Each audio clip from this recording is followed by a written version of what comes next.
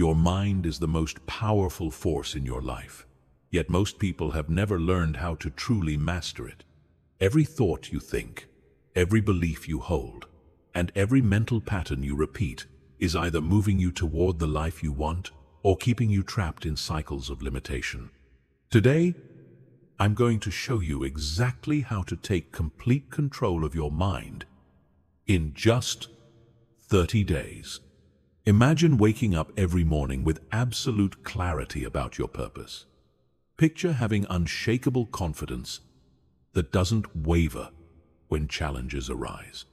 Envision being able to focus so deeply that distractions become powerless against you. Think about having such mastery over your emotions that nothing can knock you off course from your goals. This isn't fantasy. This is what becomes possible when you master your mind. The techniques I'm about to share with you have been used by the most successful people throughout history, backed by cutting-edge neuroscience, and proven to create lasting transformation in just 30 days. But here's what you need to understand right now. Your current mental patterns didn't develop overnight, and they won't disappear overnight either. However, with the right system, the right practices, and the right commitment, you can completely rewire your brain and transform your life faster than you ever thought possible. The next 30 days will be a journey of profound transformation. You're not just going to learn techniques. You're going to become a completely different person. Someone who thinks differently, feels differently, and creates different results. Are you ready to master your mind and unlock your true potential? Let's begin. Chapter 1. Understanding your mental programming. Your mind operates like a computer, running programs that were installed years ago. Most of these programs were written during your childhood, when your brain was like a sponge, absorbing every experience, every word, and every emotion around you. The problem is, many of these programs are outdated, limiting, and completely misaligned with the life you want to create today. Think about it. The beliefs you have about money, relationships, success, and even your own capabilities were largely formed before you were 7 years old. These beliefs became the operating system of your mind, running automatically in the background, influencing every decision you make and every action you take. When someone tells you that you're not smart enough, that money is hard to come by, or that success requires struggle, these ideas don't just bounce off you. They get absorbed into your subconscious mind, where they become part of your identity. From that moment forward, your mind starts looking for evidence to support these beliefs, creating a self-fulfilling prophecy that keeps you stuck in the same patterns year after year. This is why positive thinking alone doesn't work. You can tell yourself you're confident all day long, but if your subconscious mind is programmed with beliefs of inadequacy, those deeper programs will always win. It's like trying to install new software on a computer without removing the old, corrupted files. The system will keep crashing. But here's the incredible news. Your brain has something called neuroplasticity. This means it can literally rewire itself at any age. Every time you think a new thought, feel a new emotion, or take a new action, you're creating new neural pathways in your brain. With repetition, these new pathways become stronger, while the old, limiting pathways begin to weaken and eventually disappear. The process of mental mastery is really about becoming aware of your current programming, deciding which programs serve you and which ones need to be deleted, and then systematically installing new, empowering programs that align with the life you want to create. Your current reality is simply a reflection of your current mental programming. If you want to change your reality, you must change your programming. This isn't just about mindset. It's about fundamentally rewiring your brain to think, feel, and behave like the person you want to become. The beautiful thing about this process is that once you understand how your mind works, you can start making changes immediately. You don't have to wait for permission from anyone else. You don't need special credentials or years of therapy. You just need to understand the mechanics of how thoughts become things, how beliefs shape reality, and how you can consciously direct this process. Over the next 30 days, we're going to systematically upgrade your mental programming. We're going to identify the limiting beliefs that have been holding you back. Install new, empowering beliefs that support your goals and create daily practices that reinforce these new patterns until they become automatic. By the end of this journey, your mind will no longer be something that happens to you. It will be something you actively control and direct. You'll think like a master, feel like a master, and create results like a master. This is your time to take control. Chapter 2. The Power of Conscious Awareness. The first step to mastering your mind is developing conscious awareness of what's actually happening in your mental space. Most people live their entire lives on autopilot, completely unconscious of the thousands of thoughts flowing through their minds every day. They react to life instead of responding to it, allowing their conditioned patterns to run the show. Conscious awareness is like turning on the lights in a dark room. Suddenly, you can see what's actually there, instead of stumbling around in the darkness. When you become aware of your thoughts, you gain the power to change them. When you become aware of your emotions, you can choose how to respond instead of being controlled by them. Right now, as you're listening to this, there are probably dozens of thoughts running through your mind. Some of them are related to what I'm saying, but others might be about what you need to do later, something that happened yesterday, or worries about the future. This constant mental chatter is what keeps most people trapped in unconscious patterns.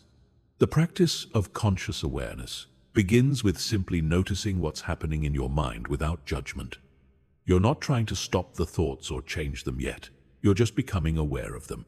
It's like sitting by a river and watching the water flow by. You notice each thought as it passes through your consciousness, but you don't get caught up in it or carried away by it. This might sound simple, but it's actually revolutionary. The moment you can observe your thoughts, you realize that you are not your thoughts. You are the consciousness that observes the thoughts. This distinction is crucial because it means you have the power to choose which thoughts to engage with and which ones to let pass by. Most people identify completely with their thoughts. When they have a fearful thought, they become fearful. When they have an angry thought, they become angry.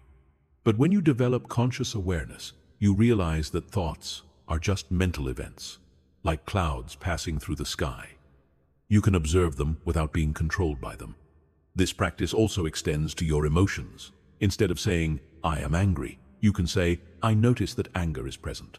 This subtle shift in language reflects a profound shift in consciousness. You're no longer identified with the emotion. You're the aware presence that observes it. Conscious awareness also involves becoming aware of your patterns. You start to notice that certain situations trigger certain thoughts, which trigger certain emotions, which lead to certain behaviors. You begin to see the entire chain reaction that has been running your life unconsciously.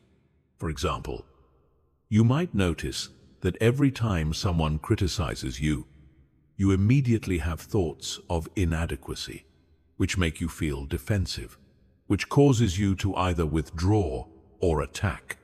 Once you're aware of this pattern, you can intervene at any point in the chain and choose a different response. The practice of conscious awareness is like becoming the CEO of your own mind. Instead of letting the employees run wild, you're taking charge and making conscious decisions about which thoughts to entertain, which emotions to cultivate, and which actions to take. This awareness needs to be cultivated throughout the day, not just during meditation or quiet moments. You can practice it while walking, while working, while having conversations, while eating. Every moment is an opportunity to strengthen your awareness and reclaim your power. The more you practice conscious awareness, the more space you create between stimulus and response. Instead of automatically reacting to life, you begin to respond from a place of conscious choice. This is where true freedom begins. Over the next few days, your primary focus will be on developing this foundational skill of conscious awareness. Without it, all other techniques for mental mastery will be built on shaky ground. But with it, you'll have the solid foundation needed to transform every aspect of your mental experience. Chapter 3. Breaking free from limiting beliefs. Limiting beliefs are perhaps the most powerful force keeping you from the life you desire. These are the deeply held convictions about yourself, other people, and the world that create invisible boundaries around what you think is possible. They operate like mental prisons, keeping you confined to a small fraction of your true potential. The insidious nature of limiting beliefs is that they feel absolutely true. They're not just thoughts, they're convictions backed by years of evidence that your mind has collected to support them. If you believe you're not good enough, your mind will highlight every failure and downplay every success. If you believe money is hard to come by, you'll notice every financial struggle and miss every opportunity for abundance. These beliefs were often formed during moments of emotional intensity, usually in childhood. Maybe a teacher told you that you weren't smart. A parent said money doesn't grow on trees. Or a peer made you feel like you didn't belong. In that moment of vulnerability, these ideas got encoded into your subconscious mind as absolute truth. The challenge is that limiting beliefs don't announce themselves. They don't say, "Hello, I'm a limiting belief and I'm here to sabotage your success." Instead, they masquerade as reality, as common sense, as just the way things are. This is why so many people remain stuck in the same patterns year after year, never realizing that their biggest obstacle isn't external circumstances but internal beliefs.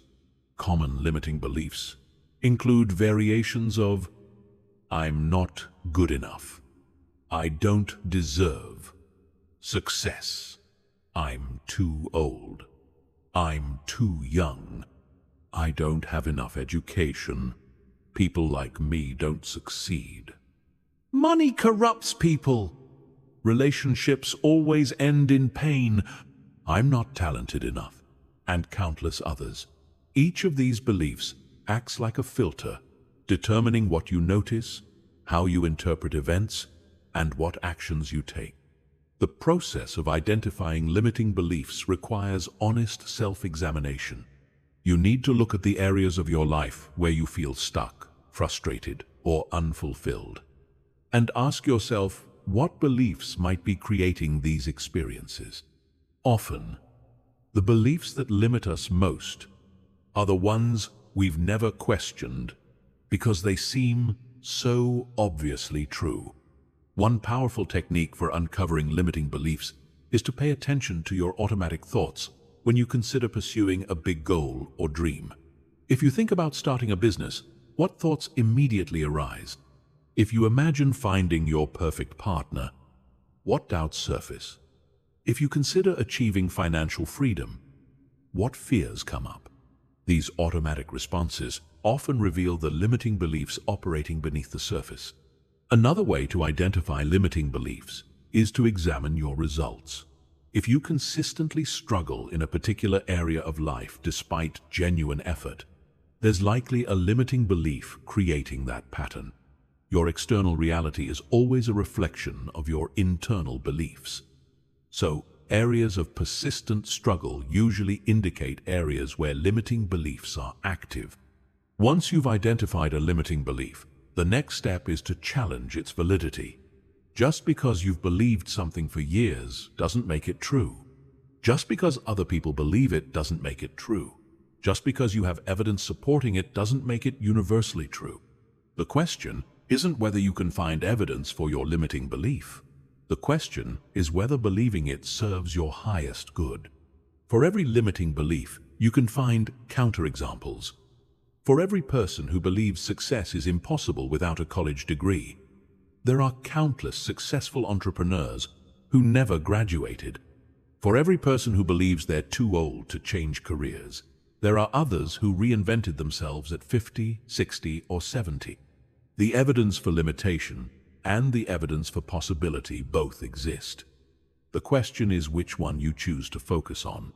The process of replacing limiting beliefs involves consciously choosing new, empowering beliefs and then gathering evidence to support them. If you've believed you're not good enough, you can choose to believe you're constantly growing and improving. If you've believed money is scarce, you can choose to believe that opportunities for abundance are everywhere. But changing beliefs isn't just an intellectual exercise. Because beliefs are encoded with emotion, they must be changed with emotion as well. You need to feel the truth of your new beliefs, not just think them. This is where visualization, affirmations, and emotional techniques become crucial. The goal isn't to become delusionally positive, but to adopt beliefs that are both realistic and empowering.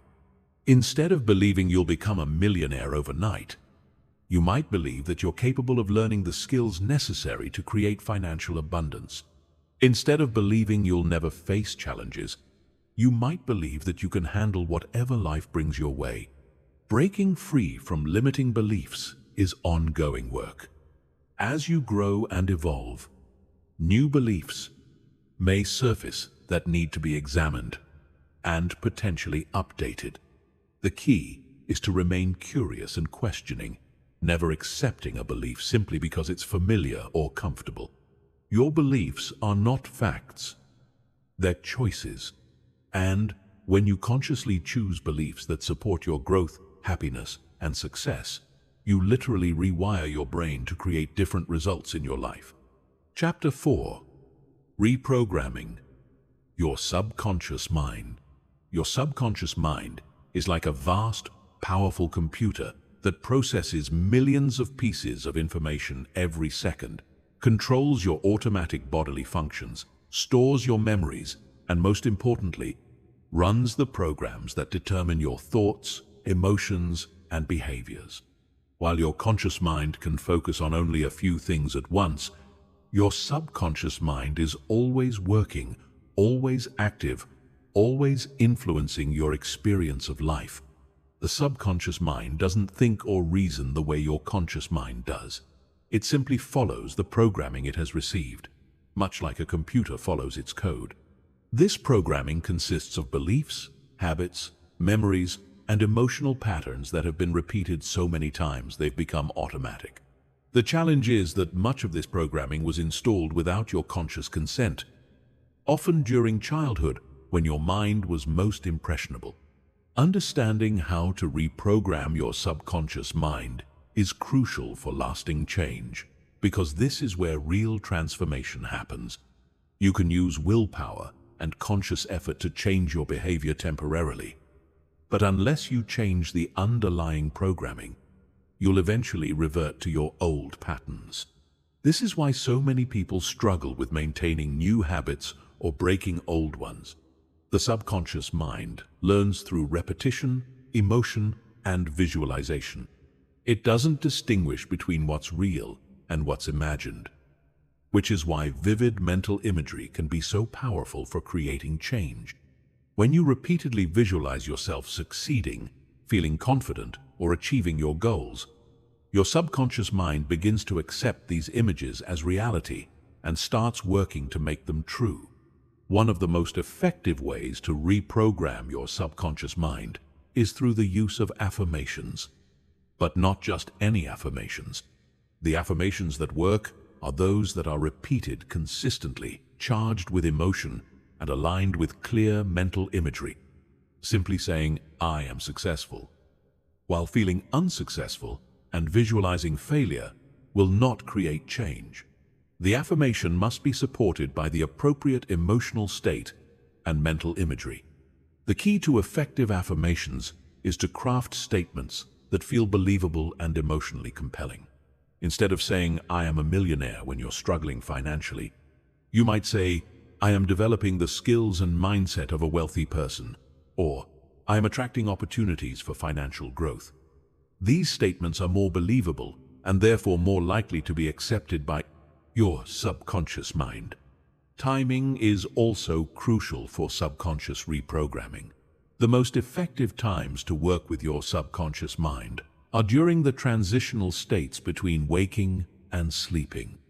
In the morning, as you're emerging from sleep, and in the evening, as you're drifting off to sleep, your brainwaves are in the alpha and theta states, which make your subconscious mind more receptive to new programming. Another powerful technique for subconscious reprogramming is visualization combined with feeling. When you visualize your desired outcomes while simultaneously generating the emotions you would feel if those outcomes were already real, you create a powerful imprint in your subconscious mind. The key is to make the visualization as vivid and detailed as possible, engaging all your senses and emotions. Repetition is absolutely essential for subconscious reprogramming. Your current patterns were created through thousands of repetitions over many years. To create new patterns, you need to repeat your new programming consistently until it becomes stronger than the old programming. This is why successful mental mastery requires daily practice, not occasional effort. Environmental cues can also support subconscious reprogramming. Surrounding yourself with visual reminders of your goals, playing audio programs that reinforce your desired beliefs, and creating physical environments that support your new identity, all help to reinforce the new programming at a subconscious level. It's important to understand that your subconscious mind is goal-oriented, but it doesn't distinguish between positive and negative goals. If you constantly worry about failure, your subconscious mind will work to create failure. If you constantly visualize success, it will work to create success. This is why it's crucial to be intentional about what you feed your subconscious mind. The process of subconscious reprogramming also involves clearing out old, limiting programming. This can be done through techniques like meditation, which helps to quiet the conscious mind and access deeper levels of awareness, and through emotional release techniques that help to discharge the emotional charge attached to old, limiting beliefs. One powerful method for subconscious reprogramming is the creation of detailed mental movies of your ideal life. Instead of just thinking about your goals, you create elaborate visualizations where you see yourself living your ideal life in vivid detail. You see the places you live, the work you do, the relationships you have, and most importantly, you feel the emotions associated with living this life. The subconscious mind is also highly influenced by the language you use, both internally and externally. The words you speak to yourself and others are continuously programming your subconscious mind. This is why it's important to be mindful of your self-talk and to consciously choose language that supports your goals and desired identity. Consistency is more important than intensity when it comes to subconscious reprogramming. It's better to do 10 minutes of focused visualization and affirmations every day than to do 2 hours once a week. The daily repetition creates the neural pathways that become your new automatic patterns. Remember that your subconscious mind is always listening, always learning, and always adapting. Every thought you think, every word you speak, and every image you visualize is programming your subconscious mind in some way. When you become conscious of this process and take deliberate control of it, you gain the power to literally reprogram yourself for success, happiness, and fulfillment. Chapter 5. Mastering your inner dialogue. The conversation you have with yourself throughout the day is perhaps the most influential factor in determining the quality of your life. This inner dialogue, also known as self-talk, shapes your beliefs, influences your emotions, determines your actions, and ultimately creates your reality. Most people are completely unconscious of this ongoing internal conversation, which means they're allowing their minds to run wild with thoughts that often work against their best interests. Your inner dialogue consists of approximately 60, 0 to 70, 0 thoughts per day. And research suggests that for most people, about 80% of these thoughts are negative and 95% are repetitive.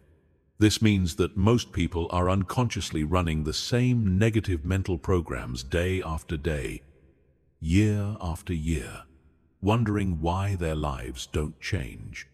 The quality of your inner dialogue determines the quality of your life because your subconscious mind believes everything you tell it. When you repeatedly tell yourself that you're not good enough, that life is hard, or that success is impossible for you, your subconscious mind accepts these statements as truth and works to make them reality.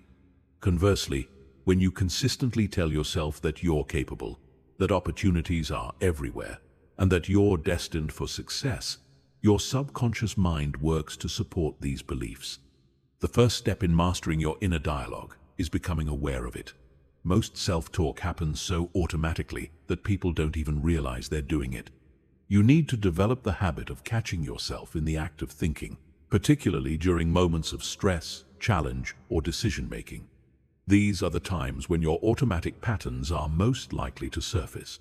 Common patterns of negative self-talk include catastrophizing, where you imagine the worst possible outcomes; personalizing, where you blame yourself for things that aren't your fault; black and white thinking, where you see situations as all good or all bad, with no middle ground; and mind reading, where you assume you know what others are thinking about you. These patterns create unnecessary stress, limit your options, and keep you stuck in cycles of negativity. The goal isn't to eliminate all negative thoughts, which is impossible and even counterproductive. The goal is to become conscious of your self-talk, so you can evaluate whether it's serving you or sabotaging you. When you catch yourself engaging in negative self-talk, you can ask yourself questions like, is this thought helpful? Is this thought true? How is this thought making me feel? And what would I rather think instead? Positive self-talk isn't about denying reality or pretending everything is perfect. It's about choosing thoughts that empower you rather than thoughts that defeat you. Instead of thinking, I always mess up, you might think, I'm learning and improving. Instead of, this is impossible, you might think, this is challenging, but I can figure it out. Instead of, I'm not smart enough, you might think, I can learn what I need to know. One powerful technique for improving your inner dialogue is to speak to yourself the way you would speak to your best friend. Most people are far more critical and harsh with themselves than they would ever be with someone they care about. If your best friend made a mistake, you would likely offer encouragement and support, not criticism and condemnation. You can learn to offer yourself the same kindness and compassion. Another effective approach is to develop an inner coach rather than an inner critic. Instead of constantly pointing out what's wrong, your inner coach looks for what's working, what can be improved, and what possibilities exist. Your inner coach asks questions like, what can I learn from this? How can I do better next time? And what opportunity does this situation present? The language you use in your inner dialogue is crucial because words carry emotional weight and create specific mental images. Words like should, must, and have to create pressure and stress, while words like choose, want, and get to create a sense of empowerment and possibility. Words like always and never create rigid thinking, while words like sometimes and in this situation create flexibility and options. Affirmations can be a powerful tool for reshaping your inner dialogue, but they must be used correctly. Simply repeating positive statements that you don't believe will not create change and may even create resistance. Effective affirmations are believable, emotionally engaging, and repeated consistently until they become automatic. They should feel like a natural evolution of your current thinking rather than a complete contradiction of it. It's also important to address the emotional component of self-talk. Thoughts and emotions are interconnected. Changing your thoughts can change your emotions, and changing your emotions can change your thoughts. When you're feeling anxious or discouraged, it's much harder to maintain positive self-talk. This is why techniques for emotional regulation, such as deep breathing, meditation, and physical exercise, are important complements to working with your inner dialogue. The practice of mindfulness can be particularly helpful for mastering your inner dialogue because it allows you to observe your thoughts without being caught up in them. When you can watch your thoughts like a neutral observer, you gain the power to choose which thoughts to engage with and which ones to let pass by. Your inner dialogue is also influenced by your environment, including the people you spend time with, the media you consume, and the physical spaces you inhabit. Surrounding yourself with positive influences can make it much easier to maintain a positive inner dialogue, while constant exposure to negativity can make it much more challenging. Remember that changing your inner dialogue is a practice, not a one-time event. You've been thinking in certain patterns for years or even decades, so it will take time and consistent effort to establish new patterns. The key is to be patient with yourself while remaining committed to the process. The goal is to develop an inner dialogue that supports your growth, encourages your efforts, and focuses on possibilities rather than limitations. When you master your inner dialogue, you master your emotional state. And when you master your emotional state, you master your ability to create the results you want in life. Chapter 6. The Science of Emotional Mastery. Your emotions are not random events that happen to you. They are created by your thoughts, influenced by your beliefs, and shaped by your mental patterns. Understanding this fundamental truth is crucial for mental mastery because emotions are the fuel that drives your actions. When you master your emotions, you master your ability to create the results you want in life. Most people live at the mercy of their emotions, allowing their feelings to dictate their thoughts, decisions, and behaviors. They wake up feeling anxious and spend the day in worry. They encounter a setback and allow frustration to derail their progress. They face criticism and let hurt feelings destroy their confidence. This emotional reactivity keeps them trapped in cycles of limitation and prevents them from accessing their true power. The revolutionary insight is that emotions are not caused by external circumstances. They are caused by your interpretation of those circumstances. Two people can experience the exact same event and have completely different emotional responses based on their thoughts, beliefs, and mental frameworks. This means that by changing how you think about situations, you can literally change how you feel about them. Emotions are created through a predictable process. First, something happens in your environment. Then, you interpret that event through the filter of your beliefs and past experiences. This interpretation generates specific thoughts, which trigger specific emotions, which drive specific behaviors. Most people are unconscious of this process, so they believe their emotions are automatic and uncontrollable. But when you understand the mechanics, you can intervene at any point in the chain. The key to emotional mastery is learning to observe your emotions without being controlled by them. Instead of saying, "I am angry," you can say, "I notice that anger is present." This subtle shift in language reflects a profound shift in consciousness. You are not your emotions, you are the awareness that observes them. This distinction gives you the power to choose how you respond, rather than simply reacting automatically. Emotional mastery also involves understanding that all emotions are temporary. No matter how intense an emotion feels in the moment, it will pass if you allow it to.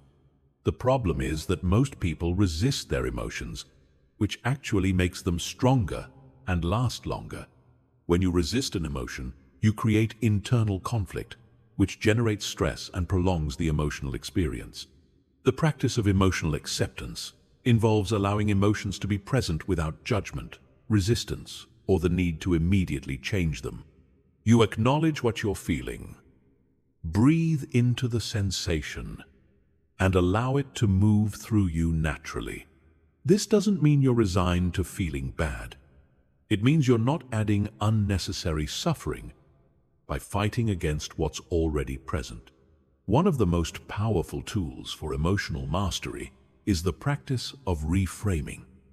This involves consciously choosing a different interpretation of events that serves you better. If someone criticizes you, instead of interpreting it as evidence that you're inadequate, you can reframe it as feedback that can help you improve. If you experience a setback, instead of seeing it as proof that you'll never succeed, you can view it as valuable information that will guide your next steps. Emotional mastery also requires developing emotional vocabulary. Most people have a very limited range of words to describe their emotions, which limits their ability to understand and process them effectively. Instead of just saying you feel bad, you might recognize that you're feeling disappointed, frustrated, overwhelmed, or discouraged. The more precisely you can identify your emotions, the more effectively you can work with them. Physical practices are also crucial for emotional mastery because emotions are not just mental events, they are psychophysical experiences that involve your entire body. Deep breathing, progressive muscle relaxation, physical exercise, and mindfulness practices can all help you regulate your emotional state.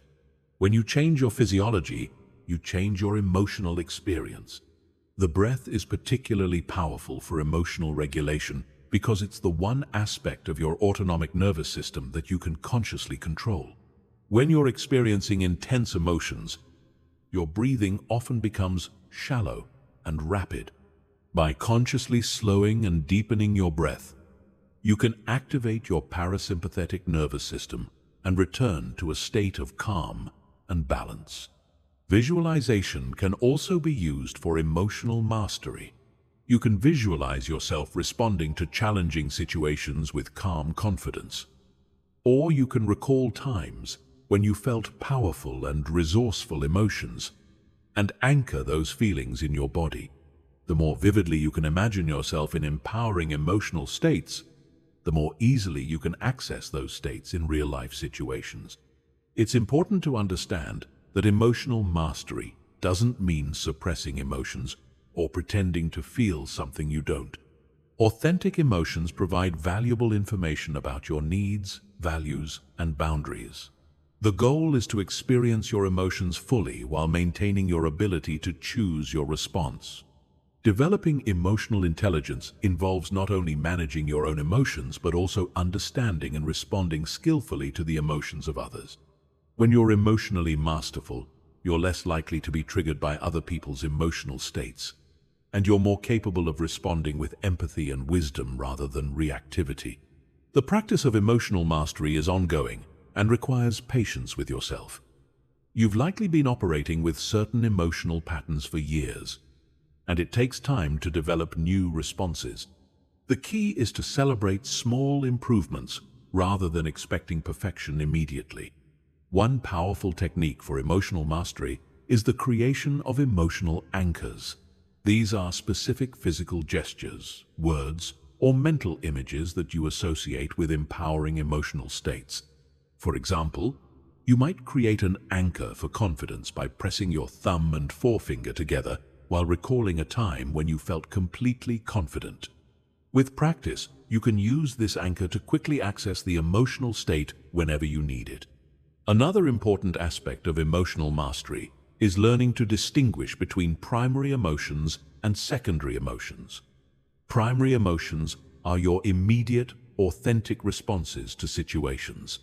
Secondary emotions are the emotions you have about your emotions. For example, you might feel afraid in a challenging situation, which is a primary emotion. Then you might feel ashamed about feeling afraid, which is a secondary emotion. Often, it's the secondary emotions that cause the most suffering. The goal of emotional mastery is to develop what psychologists call emotional agility, the ability to navigate your inner world in ways that serve you and others. This involves being honest about what you're feeling, accepting your emotions without judgment, and choosing responses that align with your values and goals. When you master your emotions, you gain access to incredible power. Emotions like passion, determination, love, and excitement become fuel for achieving your goals. Emotions like fear, anger, and frustration become information that guides you toward better decisions. You stop being at the mercy of your emotional reactions and start using your emotions as allies in creating the life you want. Remember that emotional mastery is not a destination, but a practice. Each day provides new opportunities to apply these principles and strengthen your emotional intelligence. The more you practice, the more natural it becomes to respond to life from a place of emotional wisdom rather than emotional reactivity. Chapter 7. Developing laser-sharp focus. In our modern world of constant distractions, notifications, and information overload, the ability to focus deeply has become a superpower. Those who can maintain sustained attention on what matters most will achieve extraordinary results, while those who succumb to distraction will struggle to make meaningful progress in any area of life. Developing laser-sharp focus is not just about productivity. It's about reclaiming your mental sovereignty and directing your consciousness toward your highest priorities. Focus is fundamentally about energy management. Your attention is your most valuable resource, and wherever you direct it determines what grows in your life. When you focus on problems, problems seem to multiply. When you focus on opportunities, opportunities appear everywhere. When you focus on what you're grateful for, you find more reasons to be grateful. This is not just positive thinking. It's a recognition that your focused attention literally shapes your reality. The challenge is that your brain was not designed for the modern world. Your attention system evolved in an environment where the biggest threat was a predator that might appear suddenly, so your brain developed a bias toward novelty and distraction. This served our ancestors well, but in today's world, this same mechanism makes you vulnerable to every notification, every pop-up, and every shiny object that crosses your path. True focus requires understanding the difference between concentration and attention. Concentration is forcing your mind to stay on something through willpower and effort. Attention is allowing your mind to naturally rest on something that genuinely interests you. Concentration is exhausting and unsustainable. Attention is energizing and can be maintained for hours. The key to laser-sharp focus is learning to cultivate genuine interest and engagement with your chosen activities. The foundation of focus is clarity of purpose. When you're absolutely clear about what you want to achieve and why it matters to you, focus becomes much easier. Your brain naturally allocates more attention to things that are important to your goals and values. This is why people can spend hours engaged in activities they're passionate about without feeling tired, while struggling to maintain attention for even a few minutes on things that don't matter to them. Environmental design is crucial for developing focus. Your physical environment either supports deep focus or constantly undermines it. Creating a space that minimizes distractions and maximizes your ability to concentrate is essential. This might mean putting your phone in another room, using website blockers during focused work sessions, or creating a dedicated space that your brain associates with deep work. The practice of single-tasking is fundamental to developing laser-sharp focus. Multitasking is actually a myth. What you're really doing is rapidly switching between tasks, which fragments your attention and reduces the quality of your work. When you commit to doing one thing at a time with your full attention, you enter a state of flow where time seems to disappear. and your performance dramatically improves. Meditation is perhaps the most powerful tool for developing focus, because it trains your brain to sustain attention while letting go of distractions. Even just 10 minutes of daily meditation can significantly improve your ability to concentrate throughout the day. The practice involves repeatedly returning your attention to a chosen object, such as your breath, whenever you notice your mind has wandered. This is like going to the gym for your attention muscle. Understanding your natural rhythm is also important for optimizing focus. Most people have specific times of day when their mental energy is highest and their ability to concentrate is greatest. For many people, this is in the morning, but it varies from person to person. By scheduling your most important, focus-demanding tasks during your peak mental energy periods, you can accomplish much more with less effort. The concept of deep work, popularized by researcher Cal Newport, refers to professional activities performed in a state of distraction-free concentration that push your cognitive capabilities to their limit. These efforts create new value, improve your skill, and are hard to replicate. Deep work is becoming increasingly rare and increasingly valuable in our economy. Those who can perform deep work will thrive, while those who cannot will struggle. Flow states represent the pinnacle of focused attention. In flow, you become completely absorbed in an activity, losing self-consciousness and experiencing a sense of effortless control.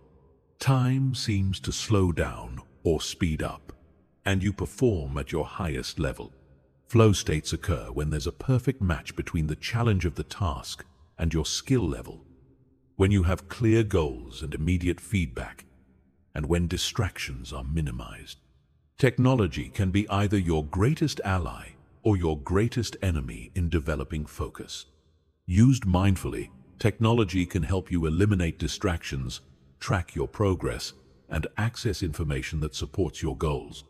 Used unconsciously, technology fragments your attention, creates addiction-like patterns, and keeps you in a constant state of partial attention. The key is to use technology intentionally, rather than letting it use you. Attention restoration is as important as attention training. Your brain needs regular breaks to maintain peak focus throughout the day. However, not all breaks are created equal.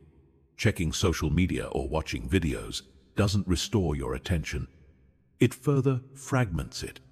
True attention restoration comes from activities like walking in nature, meditation, or simply allowing your mind to wander without stimulation. The practice of mindful transitions can dramatically improve your focus throughout the day. Instead of rushing from one activity to another, take a moment between tasks to center yourself. Set an intention for what you're about to do, and clear your mind of lingering thoughts from the previous activity. This simple practice helps you bring fresh attention to each new task. Developing focus also requires learning to say no to distractions, opportunities, and even good things that don't align with your primary objectives. Every yes to something unimportant is a no to something important. Protecting your attention means being selective about what you allow into your mental space and ruthlessly eliminating activities that don't serve your highest priorities. The ability to focus is not fixed. It's a skill that can be developed through practice.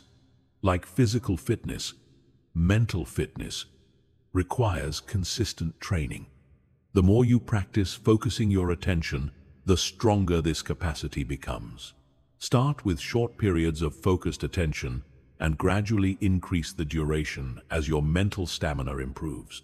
Progressive focus training involves gradually increasing the challenges you present to your attention. You might start by focusing on your breath for 5 minutes, then 10, then 20. You might begin by reading for 30 minutes without distraction, then an hour, then 2 hours. Each increase in duration or intensity strengthens your focus muscle.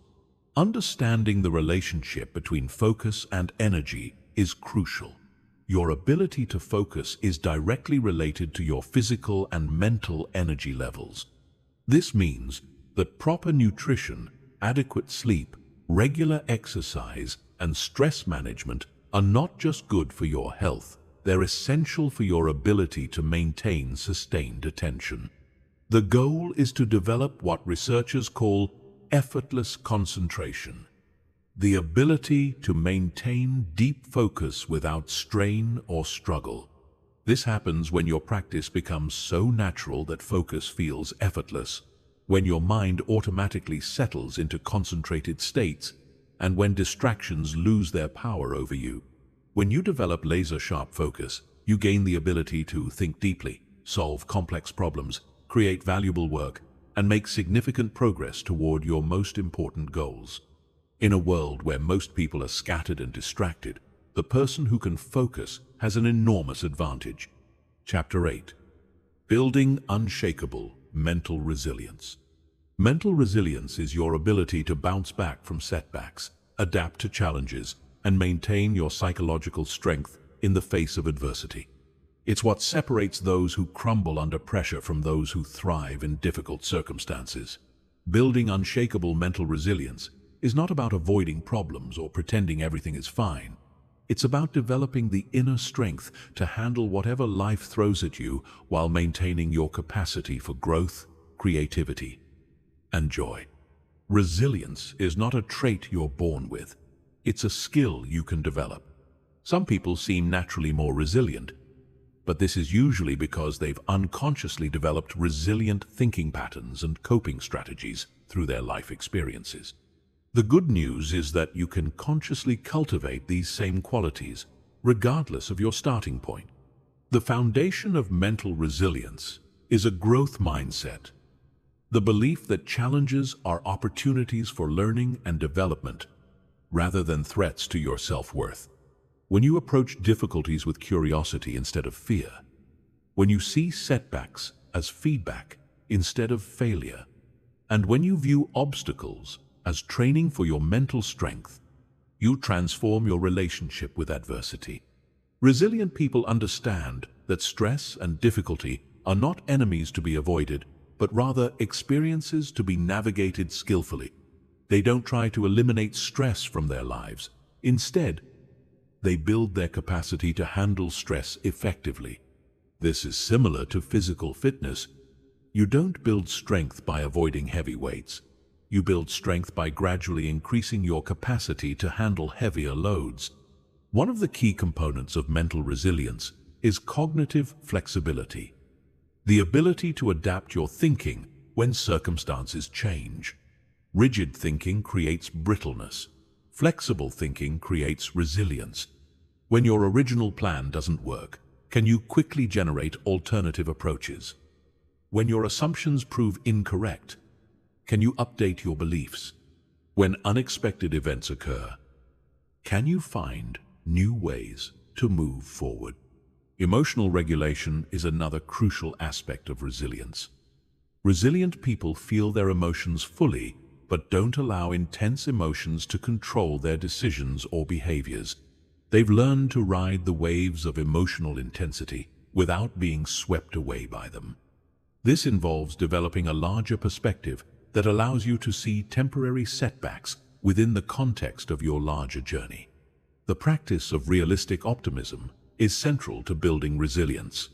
This is not blind positivity or denial of problems, but rather the ability to maintain hope and agency, even in difficult circumstances. Realistic optimists acknowledge challenges while believing in their ability to influence outcomes. They focus on what they can control rather than feeling overwhelmed by what they cannot control. Building mental resilience requires developing what psychologists call explanatory style, the way you explain events to yourself. Resilient people tend to explain setbacks as temporary rather than permanent, specific rather than global, and external rather than entirely personal.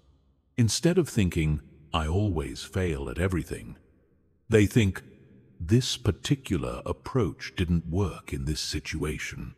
The concept of post-traumatic growth reveals that people can actually become stronger, wiser, and more capable as a result of facing significant challenges. This doesn't mean that trauma is good or that you should seek out suffering, but it does mean that difficulties often contain the seeds of transformation and empowerment. Many of the most resilient people have faced significant adversity and used it as fuel for their growth. Social support is a crucial factor in building resilience. But it's not just about having people to lean on during tough times. It's about cultivating relationships that challenge you to grow, provide different perspectives, and remind you of your strengths when you can't see them yourself. Quality matters more than quantity. Few deep, supportive relationships are more valuable than many superficial ones. Developing a personal mission or sense of purpose is one of the strongest predictors of resilience. When you have a clear sense of why you're here and what you're working toward, you can endure temporary setbacks because you're connected to something larger than immediate comfort or convenience. Purpose provides the motivation to persist when things get difficult.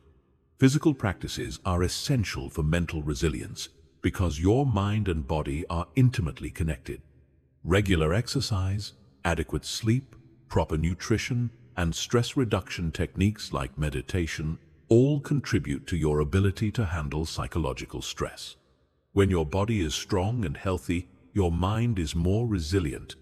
The practice of mental rehearsal can significantly improve your resilience by preparing your mind for potential challenges before they occur.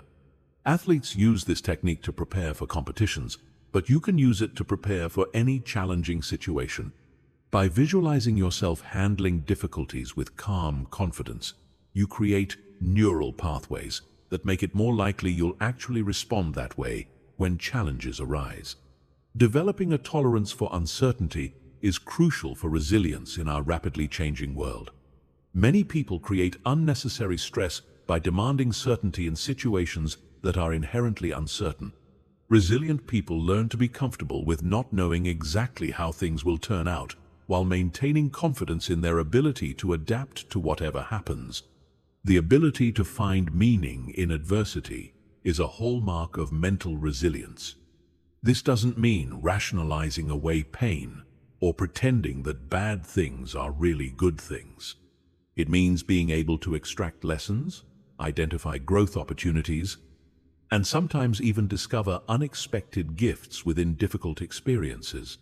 Meaning-making transforms suffering from something that diminishes you into something that can potentially strengthen you.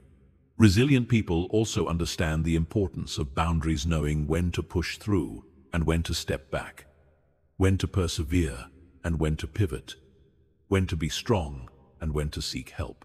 Resilience is not about being invulnerable. It's about being intelligently responsive to the demands of different situations. The practice of self-compassion is essential for resilience because it prevents you from adding unnecessary suffering to already difficult situations. When you treat yourself with kindness during tough times, you maintain your emotional resources and avoid the downward spiral that comes from self-criticism and shame. Building resilience also involves developing what researchers call psychological capital, a combination of hope, efficacy, resilience, and optimism. Hope involves having goals and the motivation and pathways to achieve them. Efficacy is confidence in your ability to succeed. Optimism is the expectation that good things will happen. Together, these qualities create a powerful foundation for navigating challenges. Recovery and renewal practices are essential for maintaining resilience over time. You can't operate at maximum capacity indefinitely without burning out. Resilient people know how to restore their energy through rest, recreation, reflection, and connection with what matters most to them. The goal is not to become immune to difficulty or pain. That would actually be a form of disconnection from life. The goal is to develop the skills, perspectives, and inner resources that allow you to move through challenges while maintaining your essential wholeness and capacity for growth. Mental resilience is like a muscle that grows stronger with use. Each challenge you navigate successfully builds your confidence for handling future difficulties. Each setback you recover from proves your ability to bounce back. Each problem you solve adds to your repertoire of coping strategies. Chapter 9. The Power of Visualization and Mental Rehearsal. Visualization and mental rehearsal are among the most powerful tools available for programming your mind for success. These practices work because your brain cannot distinguish between a vividly imagined experience and a real one. When you visualize something in detail, with full sensory engagement and emotional involvement, you create neural pathways that are virtually identical to those created by actually experiencing the event. This phenomenon has been demonstrated countless times in sports psychology. Athletes who combine physical practice with mental rehearsal consistently outperform those who rely on physical practice alone. Olympic athletes, professional performers, and world-class competitors in every field use visualization not as a supplement to their training, but as an essential component of their preparation. The power of visualization extends far beyond athletic performance. You can use these techniques to prepare for important presentations, rehearse difficult conversations, practice new skills, overcome fears, build confidence, and literally program your mind for success in any area of life. The key is understanding how to visualize effectively, which goes far beyond simply thinking about what you want. Effective visualization is not passive daydreaming. It's active mental training. You're not just watching a movie in your mind. You're stepping into the scene and experiencing it as if it were happening right now. This means engaging all your senses, seeing the visual details, hearing the sounds, feeling the physical sensations, and even including smells and tastes when relevant. The emotional component of visualization is crucial because emotions are what make experiences memorable and impactful.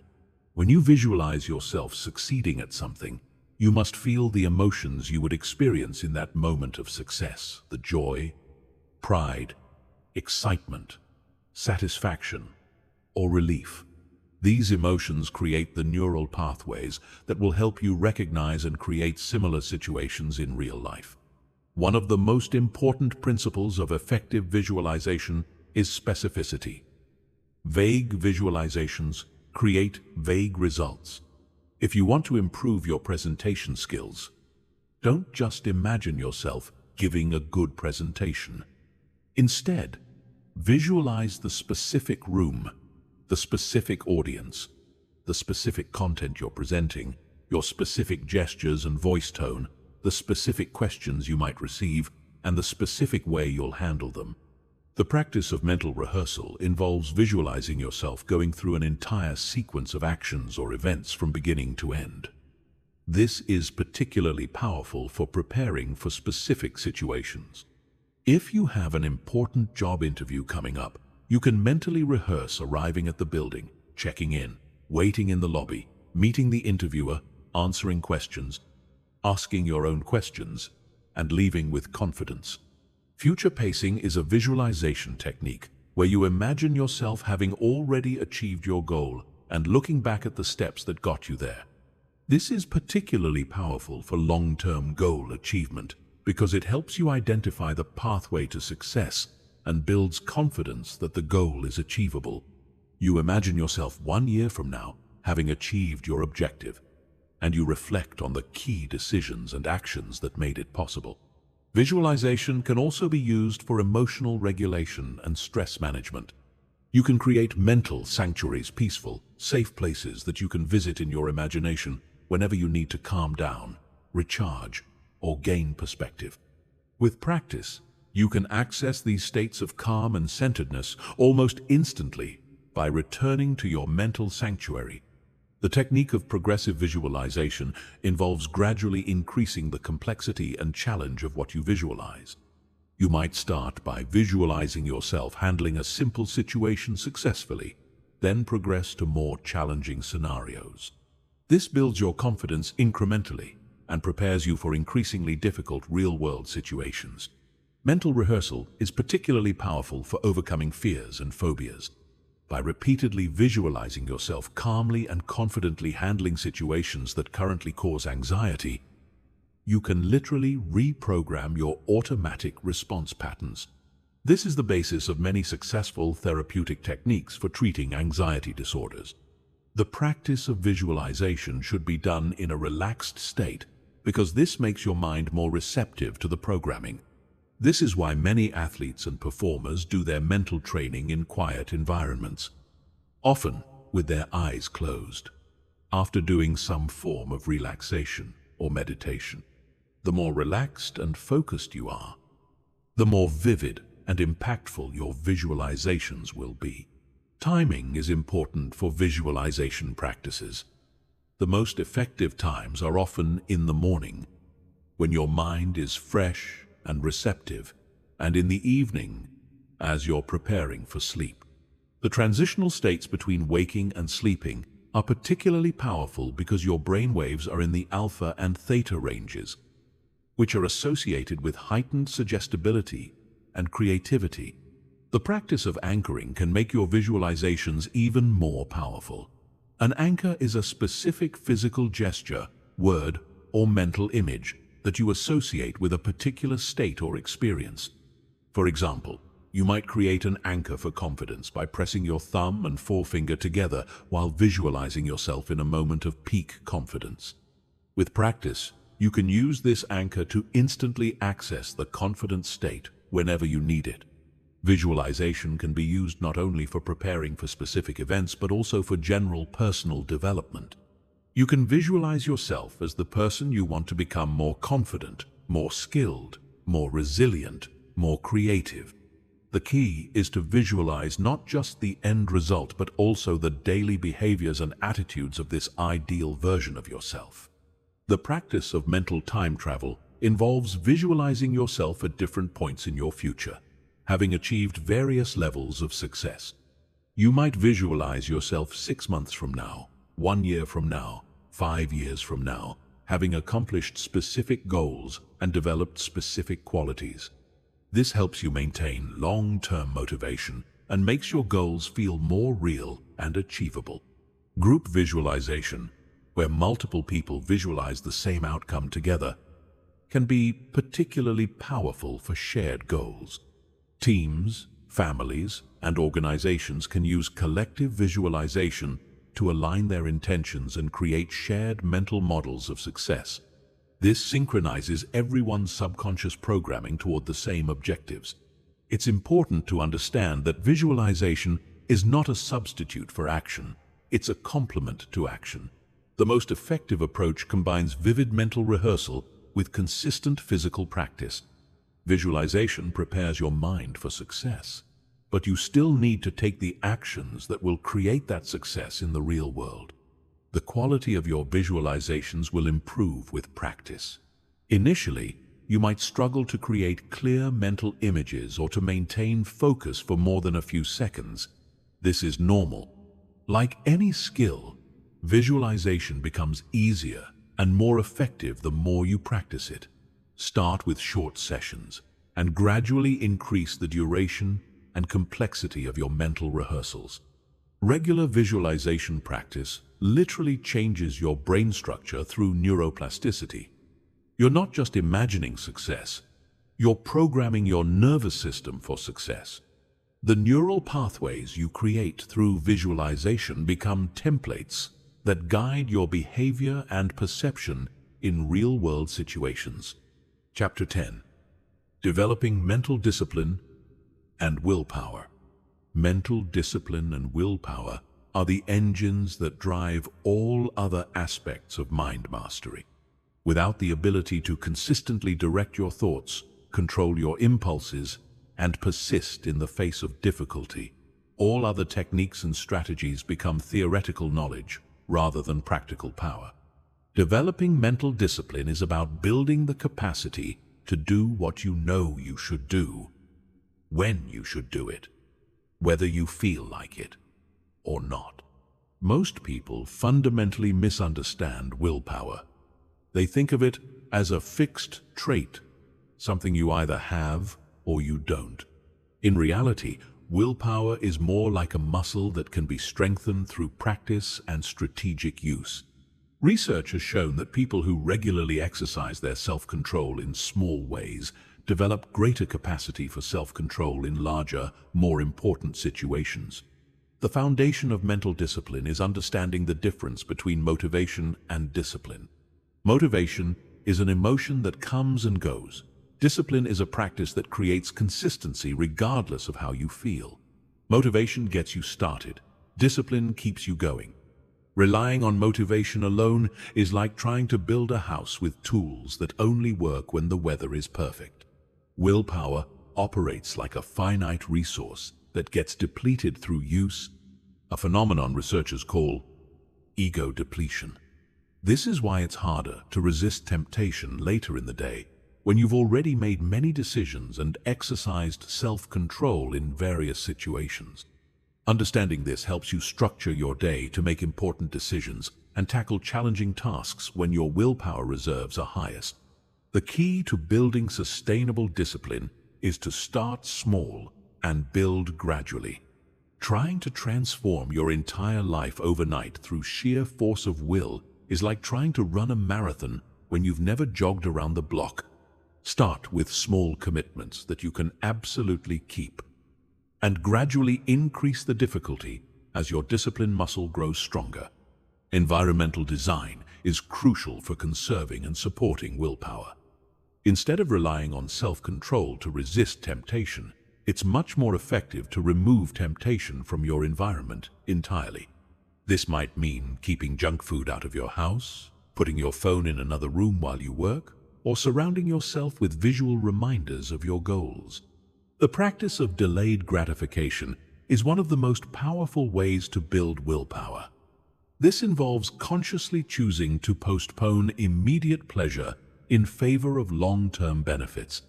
The famous Stanford marshmallow experiment showed that children who could delay eating one marshmallow to get 2 marshmallows later had better life outcomes across multiple dimensions decades later.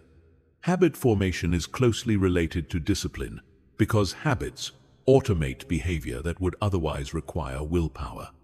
When something becomes a habit, it requires little or no conscious effort to maintain. This is why developing positive habits is so crucial. They allow you to maintain beneficial behaviors without constantly depleting your willpower reserves. The concept of keystone habits refers to habits that naturally trigger other positive habits. For example, regular exercise often leads to better eating, better sleep, and better productivity. By focusing on developing a few key habits, you can create positive ripple effects throughout your life without having to manage every behavior through conscious discipline. Mental discipline also involves learning to tolerate discomfort without immediately seeking relief. Modern life has conditioned us to expect immediate comfort and instant gratification, but growth and achievement often require enduring temporary discomfort. Building your tolerance for discomfort increases your capacity to persist through challenges and resist impulses. The practice of mindfulness supports mental discipline by increasing your awareness of impulses and automatic patterns before they control your behavior. When you can observe the urge to quit, to procrastinate, or to indulge in something that doesn't serve you, you create space to choose a different response. Mindfulness turns automatic reactions into conscious choices. Goal setting and tracking provide structure and motivation for disciplined behavior. When you have clear, specific goals and a system for measuring progress, it becomes easier to maintain discipline because you can see how your efforts are contributing to meaningful outcomes. The key is setting goals that are challenging enough to be motivating, but realistic enough to be achievable. The power of identity plays a crucial role in discipline. When you see yourself as a disciplined person, you naturally act in ways that are consistent with that identity. Instead of saying, "I'm trying to exercise more," you say, "I'm someone who works out regularly." This identity-based approach makes disciplined behavior feel natural rather than forced. Accountability systems can significantly boost your discipline by adding external consequences to your choices. This might involve working with a coach, joining a group with shared goals, or simply telling someone about your commitments. When you know someone else is aware of your goals and will ask about your progress, you're more likely to follow through. The practice of mental rehearsal can strengthen your discipline by preparing you for situations where your willpower will be tested. You can visualize yourself choosing the disciplined option when faced with temptation, sticking to your commitments when motivation is low, or persisting through difficulty when you want to quit. This mental preparation makes it more likely you'll respond with discipline in real situations. Recovery and renewal are essential for maintaining long-term discipline. Just as your body needs rest after physical exertion, your mind needs restoration after periods of intense self-control. This might involve meditation, relaxation, engaging in activities you enjoy, or simply allowing yourself some guilt-free downtime. Understanding your personal patterns and rhythms can help you use your discipline more effectively. Some people have more willpower in the morning. Others peak later in the day. Some people work better with strict schedules. Others prefer flexible structures. Learning your patterns allows you to align your most challenging tasks with your times of peak mental energy. The compound effect of discipline means that small, consistent actions accumulate into significant results over time. This is why discipline is so powerful. It's not about making dramatic changes overnight, but about making slightly better choices consistently. Over months and years, these small improvements compound into extraordinary results. Discipline is also about learning to do things when they need to be done rather than when you feel like doing them. This means exercising when you're tired, working when you're not motivated, and staying committed when progress is slow. It's about honoring your commitments to yourself with the same seriousness you would honor commitments to others. The ultimate goal of developing mental discipline is to reach a point where disciplined behavior becomes automatic and effortless. When discipline becomes part of your identity and your habits, you no longer have to constantly battle yourself to do what you know is right. This frees up your mental energy for creativity, problem solving, and enjoying life, while still maintaining the behaviors that support your goals. Mental discipline is not about perfection, it's about consistency. There will be times when you fall short of your standards, and that's normal and human. The key is to get back on track quickly without self-judgment or extended periods of giving up. Discipline is measured not by never failing, but by how quickly you return to your committed behaviors after a setback. Chapter 11. Creating Mental Models for Success. Mental models are the frameworks your mind uses to understand and navigate the world. They are the lenses through which you interpret reality, make decisions, and predict outcomes. Most people operate with mental models that were unconsciously absorbed from their environment, often limiting their potential and creating unnecessary obstacles. Mastering your mind requires consciously designing mental models that support your success and align with the reality you want to create. Think of mental models as the software that runs your mental computer. Just as outdated software can slow down a computer and create glitches, outdated mental models can create inefficiencies in your thinking and limit your ability to see opportunities and solutions. The difference is that you can consciously upgrade your mental models to serve your goals and aspirations. Successful people in every field have developed mental models that help them think more clearly, make better decisions, and take more effective action. Warren Buffett uses mental models about value investing that help him identify profitable opportunities. Elite athletes use mental models about performance that help them execute under pressure. Great leaders use mental models about human behavior that help them inspire and motivate others. One of the most powerful mental models is the growth mindset versus the fixed mindset. A fixed mindset assumes that your abilities, intelligence, and talents are static traits that cannot be significantly developed. A growth mindset assumes that these qualities can be cultivated through effort, learning, and persistence. This single shift in mental model can transform how you approach challenges, setbacks, and opportunities for development. Another crucial mental model is the abundance versus scarcity framework. A scarcity mindset operates from the assumption that there is not enough opportunities, not enough success, not enough resources to go around.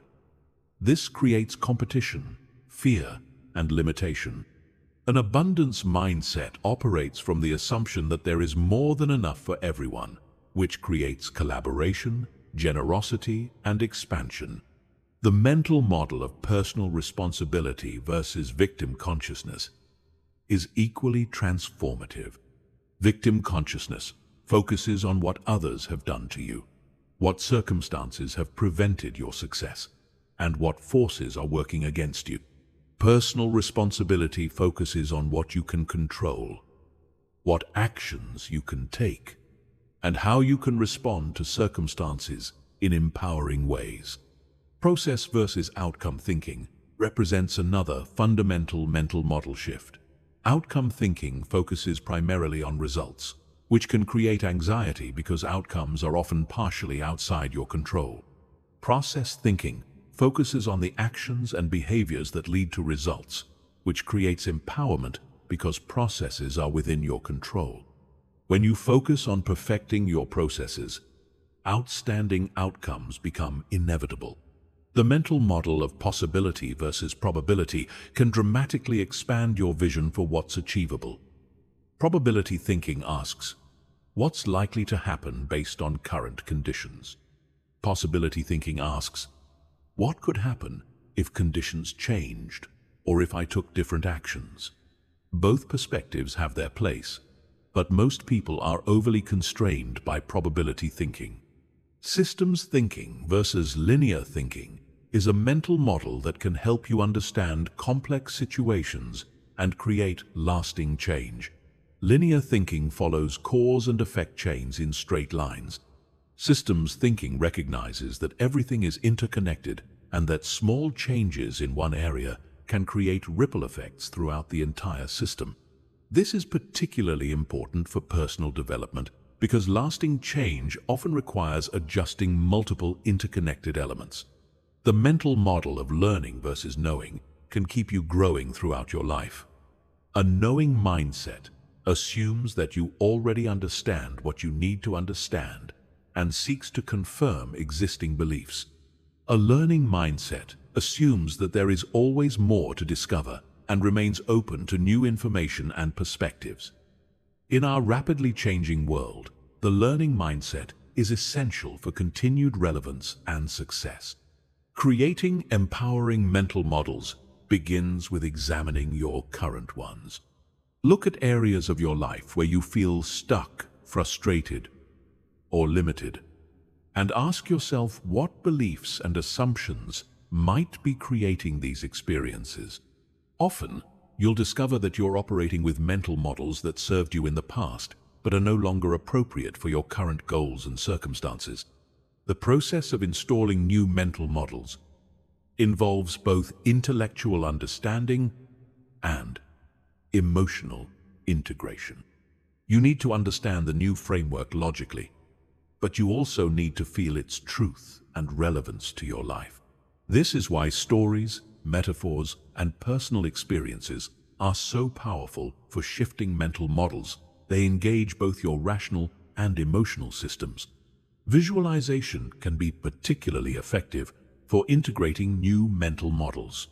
You can imagine yourself operating from your new framework, making decisions based on your updated beliefs, and experiencing the results that flow from this new way of thinking. The more vividly you can imagine yourself thinking and acting from your new mental model, the more quickly it will become automatic. Language plays a crucial role in reinforcing mental models because the words you use shape your thoughts and perceptions. When you change your language, you begin to change your mental models.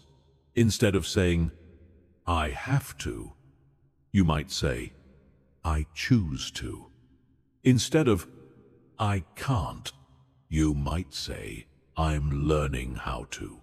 These linguistic shifts reflect and reinforce new ways of thinking. It's important to understand that mental models are tools, not truths.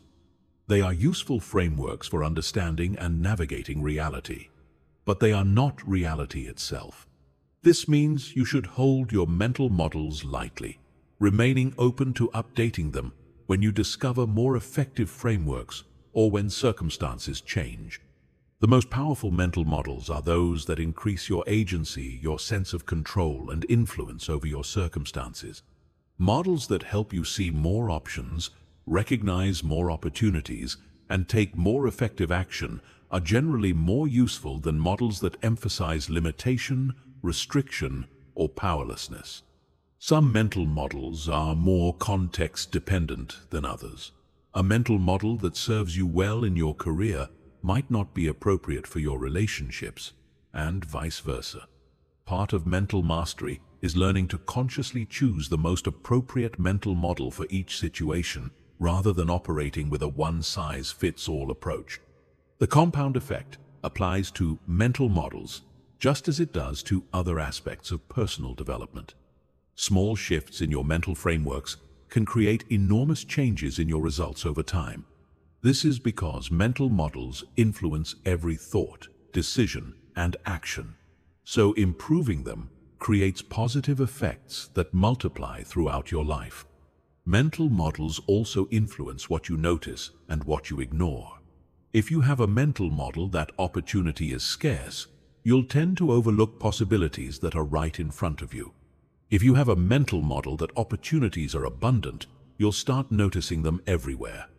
This is why upgrading your mental models can literally change the world you experience. The goal is not to find the one perfect mental model, but to develop a toolkit of useful frameworks that you can apply appropriately to different situations. Mental flexibility, the ability to shift between different mental models as circumstances, requires a hallmark of advanced thinking and a key component of mastering your mind. Chapter 12. The Art of Mental Programming Through Self-Talk. Your self-talk is the ongoing conversation you have with yourself throughout the day, and it is one of the most powerful forces shaping your reality. Every word you speak to yourself is programming your subconscious mind, influencing your beliefs, emotions, and behaviors. Most people are completely unconscious of this internal dialogue, allowing their minds to run random, often negative programming that works against their success and happiness. The average person has between 60, 0, and 70, 0 thoughts per day. And research suggests that approximately 80% of these thoughts are negative and 95% are repetitive. This means that most people are unconsciously running the same negative mental programs day after day, year after year, and then wondering why their lives don't change. Understanding and mastering your self-talk is perhaps the most direct way to reprogram your mind for success. Your subconscious mind believes everything you tell it, whether it's positive or negative, true or false, helpful or harmful. It doesn't have the ability to evaluate or filter information the way your conscious mind does. It simply accepts and acts upon whatever programming it receives. When you repeatedly tell yourself that you're not good enough, that success is hard, or that you always mess up, your subconscious mind works to make these statements true. The power of self-talk lies in its cumulative effect. A single negative thought doesn't create lasting change, but thousands of negative thoughts repeated over months and years create deeply ingrained patterns that shape your entire experience of life. Conversely, consistently positive and empowering self-talk can literally rewire your brain for success, confidence, and achievement. Effective self-talk programming requires understanding the difference between affirmations and declarations. Affirmations are positive statements about what you want to become true, while declarations are statements about what you choose to be true right now. Both have their place, but declarations tend to be more powerful because they reflect immediate ownership and commitment rather than hopeful thinking. The language patterns you use in your self-talk are crucial because different words create different neurological responses. Words like should, must, and have to create stress and resistance, while words like choose, want, and get to create empowerment and enthusiasm. Words like always and never create rigid thinking patterns, while words like sometimes and often create flexibility and possibilities. One of the most important aspects of programming through self-talk is replacing limiting statements with empowering ones. Instead of, "I'm terrible at public speaking," you might say, "I'm developing my public speaking skills." Instead of, "I never have enough money," you might say, "I'm learning to create financial abundance." These shifts may seem subtle, but they create profound changes in your subconscious programming over time. The timing of your self-talk is particularly important because your mind is more receptive to programming during certain states. The moments right after waking and right before sleep are especially powerful because your brain waves are in the alpha and theta ranges, which are associated with heightened suggestibility and reduced critical thinking. This is why many successful people have specific self-talk routines during these transitional periods. Emotional engagement is crucial for effective self-talk programming. Your subconscious mind responds much more strongly to thoughts that are charged with emotion than to those that are emotionally neutral. When you speak to yourself with passion, conviction, and feeling, you create much stronger neural pathways than when you simply repeat words mechanically. The practice of mental scripting involves creating detailed internal narratives about your ideal future self and your desired outcomes. Instead of just thinking about your goals, you create elaborate self-talk scripts where you describe yourself living your ideal life, achieving your objectives, and embodying the qualities you want to develop. The more detailed and emotionally engaging these scripts are, the more powerfully they program your subconscious mind. Questioning techniques can be particularly powerful forms of self-talk because questions direct your mental focus and activate your problem-solving capabilities. Instead of making statements like, "This is impossible," you can ask questions like, "How can I make this work?" Or, "What would need to change for this to become possible?" These questions program your mind to look for solutions rather than focusing on problems. The practice of mental rehearsal through self-talk involves talking yourself through successful performances before important events. Athletes do this by internally describing perfect execution of their skills. Business people do this by mentally walking through successful presentations or negotiations. This type of self-talk programming helps create neural pathways that support optimal performance when it matters most. Reframing negative experiences through self-talk is a powerful way to extract empowering meaning from challenging situations. Instead of telling yourself, "This is terrible and I'm a failure," you can reframe the experience by saying, "This is teaching me valuable lessons that will make me stronger and wiser." This doesn't deny the difficulty of the situation, but it programs your mind to look for growth opportunities rather than reasons for defeat. The concept of identity-based self-talk involves speaking to yourself as the person you want to become rather than the person you currently are. Instead of saying, "I'm trying to become more confident," you say, "I am a confident person who handles challenges with calm assurance." This type of self-talk helps you embody your desired identity more quickly. Consistency is absolutely crucial for programming through self-talk.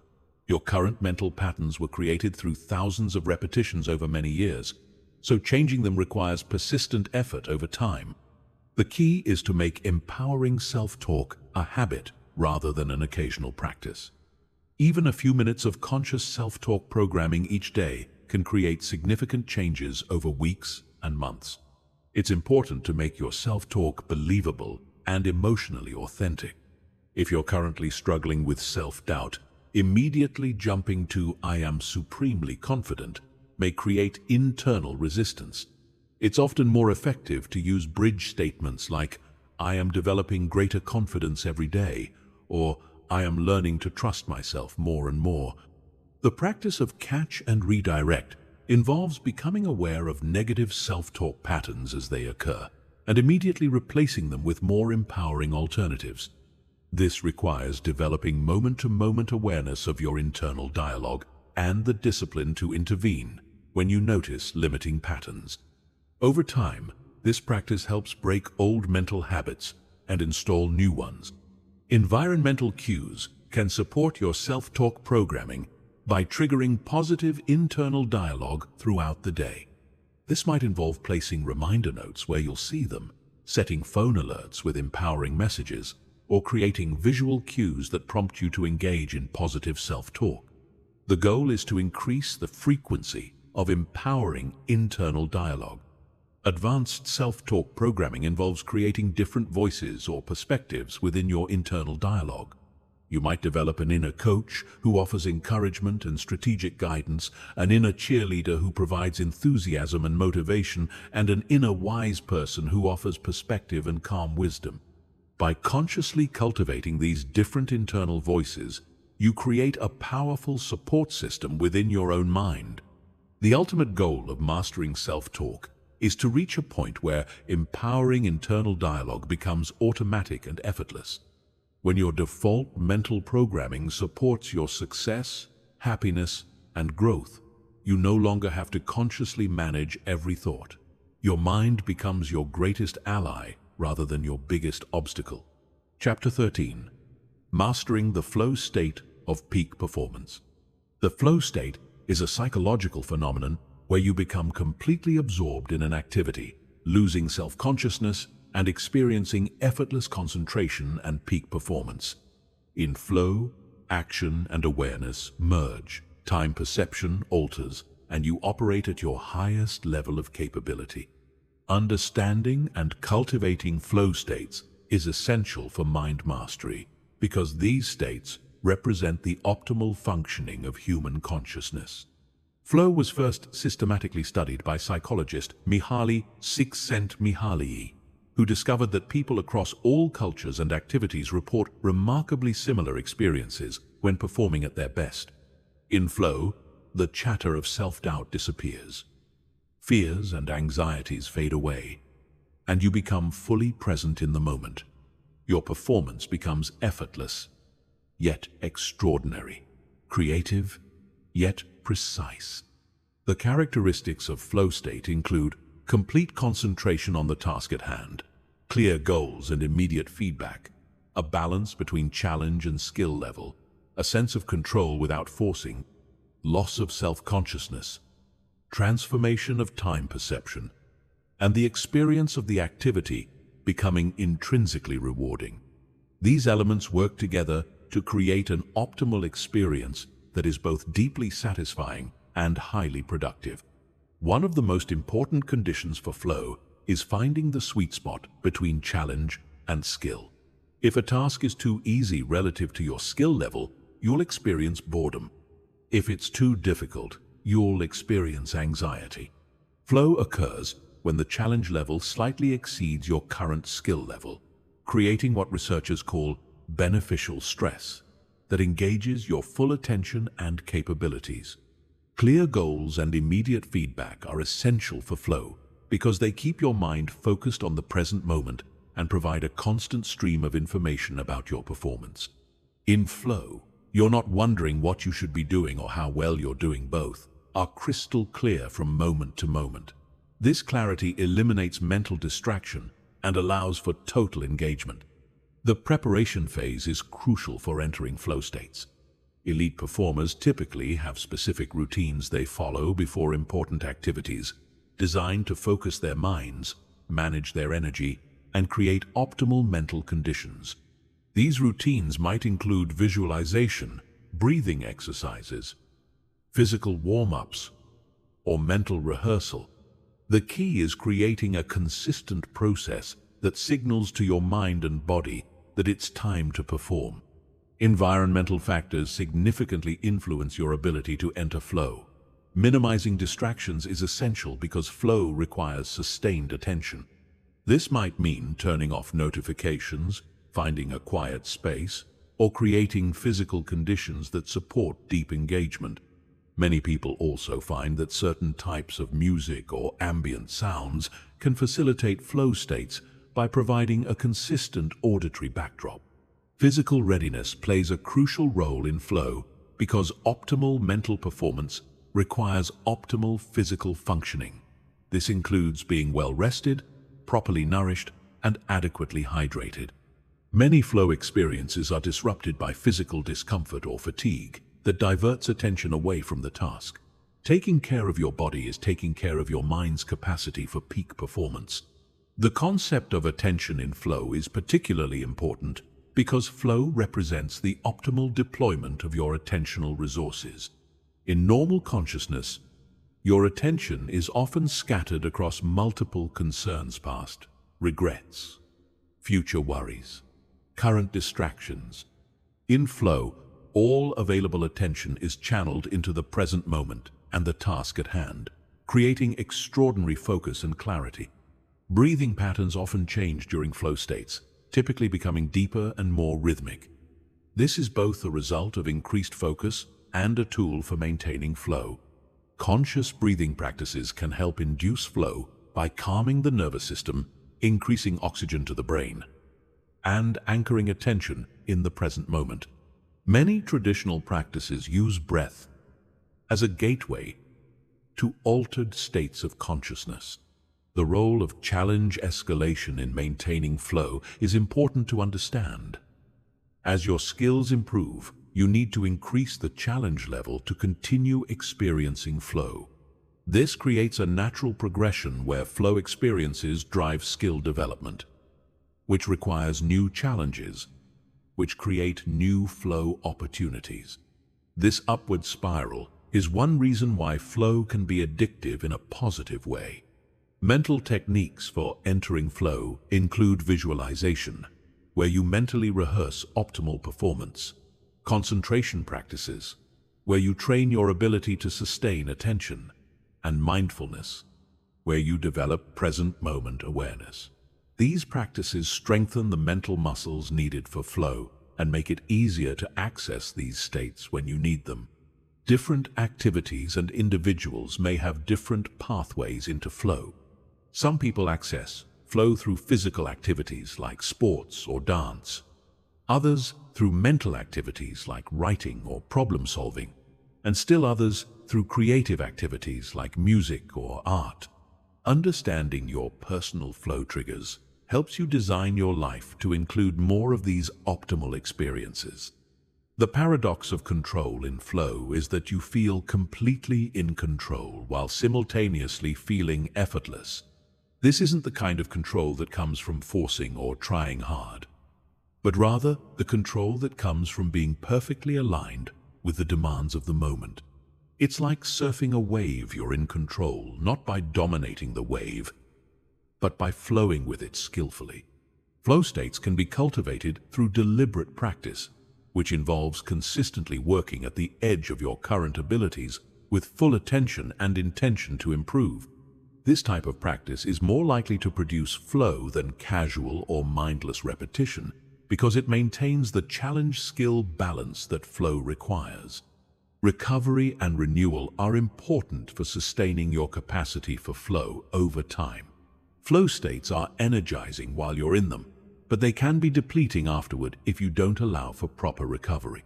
This might involve rest, reflection, or engaging in different types of activities that replenish your mental and physical resources. The integration phase after flow experiences is when the insights, skills, and benefits gained during flow become consolidated into your normal functioning. Taking time to reflect on what happened during flow, what worked well, and how you might recreate similar conditions helps you become more skilled at accessing these states. Group flow occurs when teams or groups enter collective flow states, creating extraordinary collaboration and performance. This requires additional elements like shared goals, equal participation, close listening, and a balance between individual contributions and group cohesion. Understanding group flow can help you create these conditions in teams and relationships. The long-term benefits of regular flow experiences extend far beyond improved performance in specific activities. People who experience flow regularly report higher life satisfaction, increased creativity, enhanced resilience, and stronger intrinsic motivation.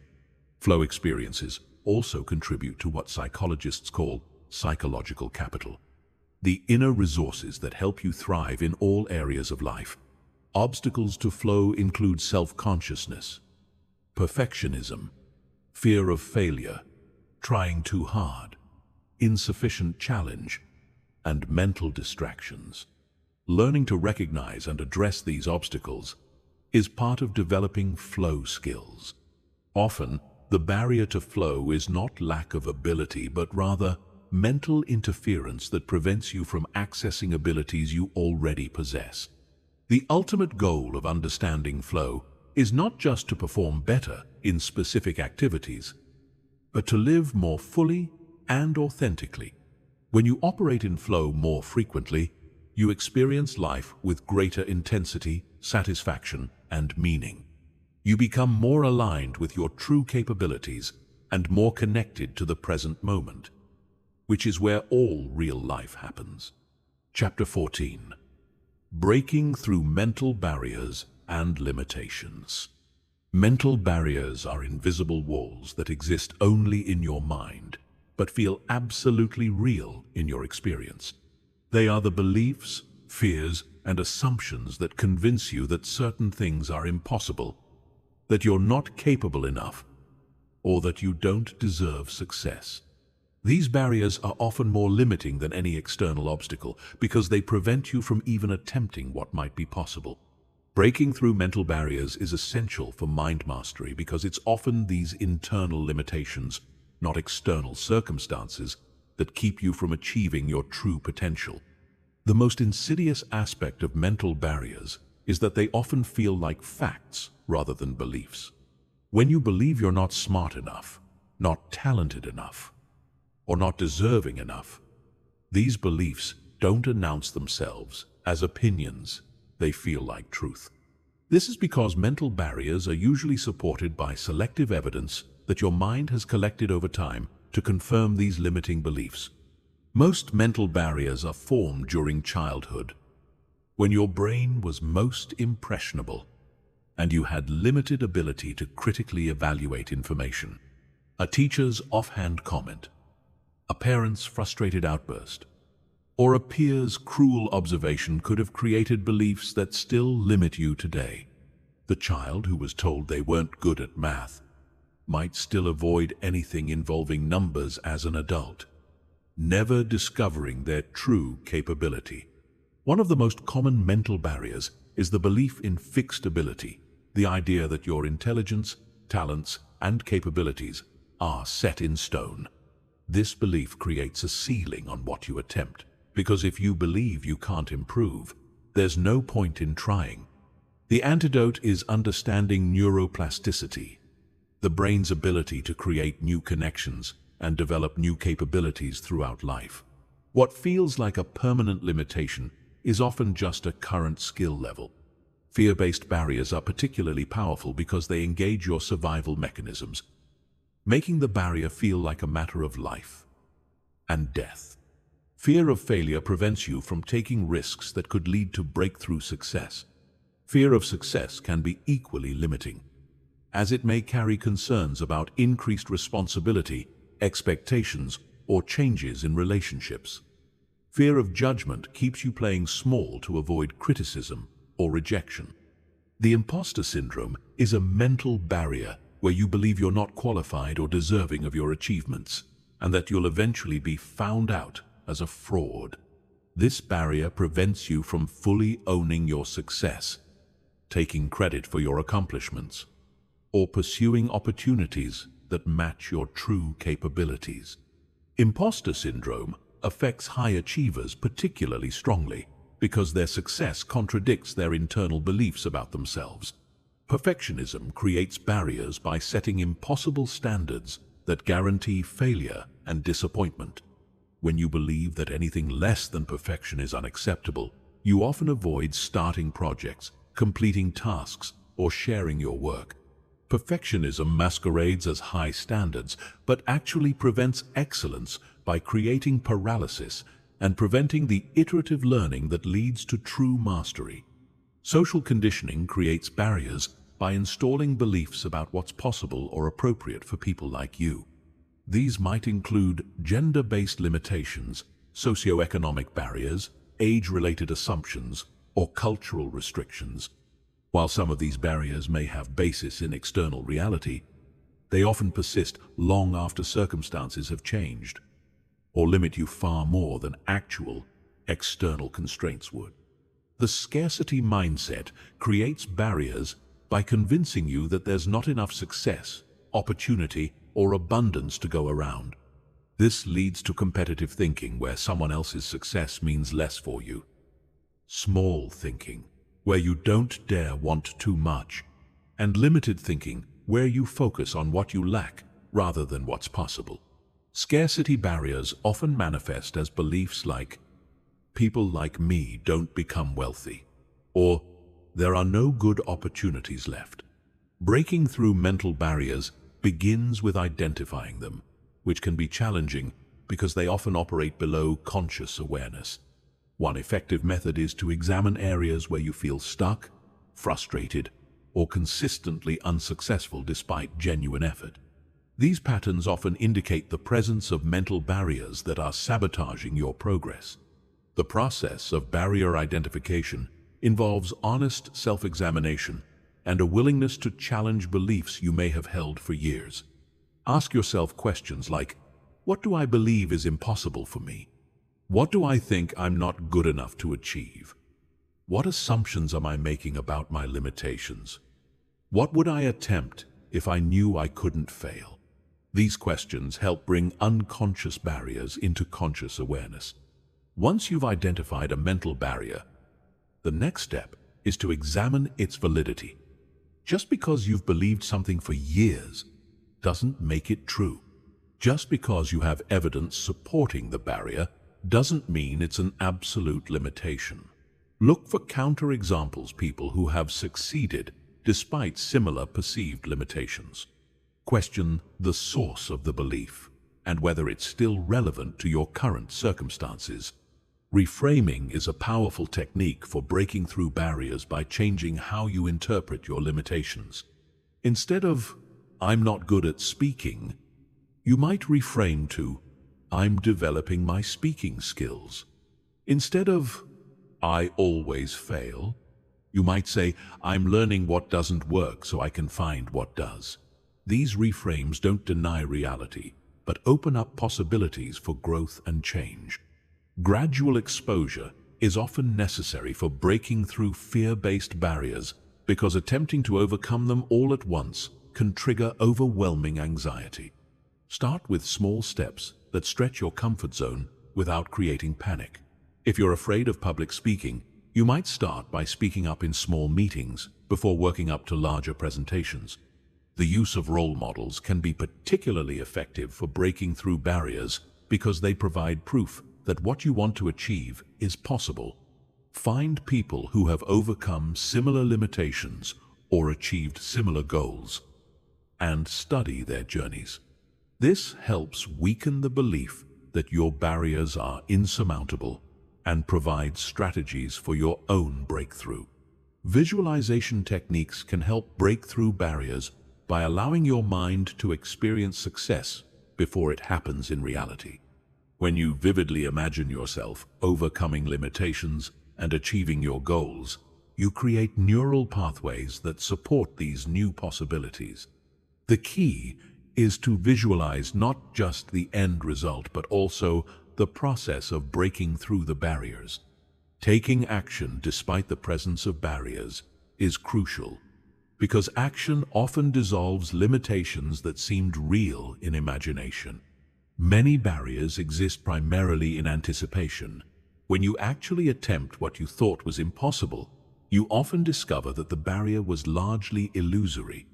This is why courage acting despite fear is so powerful for breaking through limitations. Support systems can provide external perspective and encouragement when your internal barriers feel overwhelming.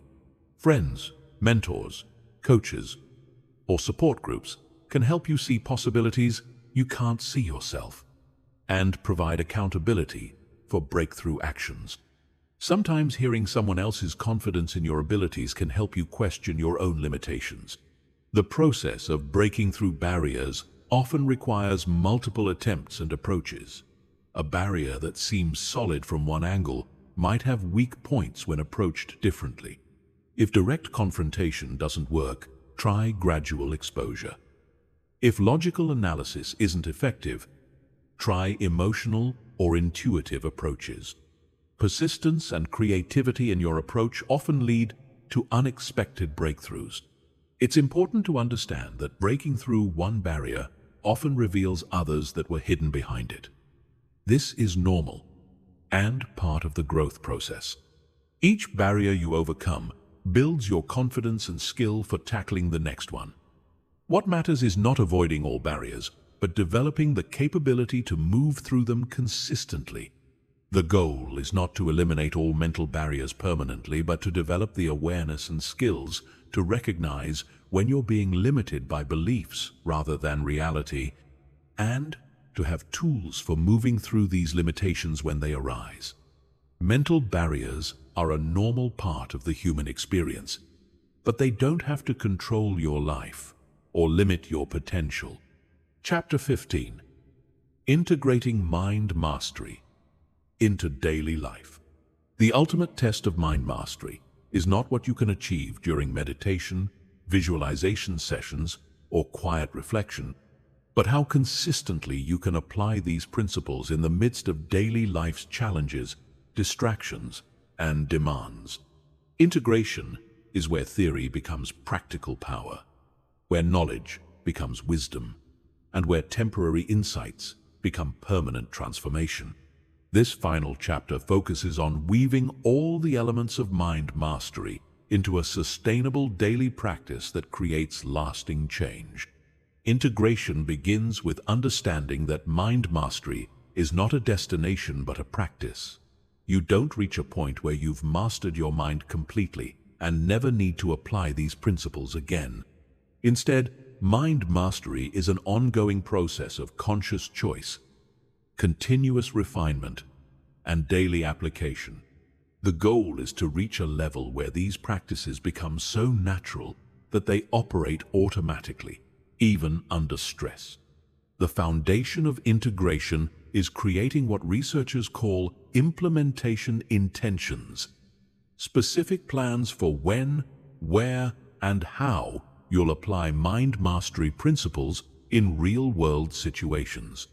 Instead of having vague intentions to think more positively, you create specific plans like, when I notice negative self-talk, I will immediately reframe it with an empowering statement.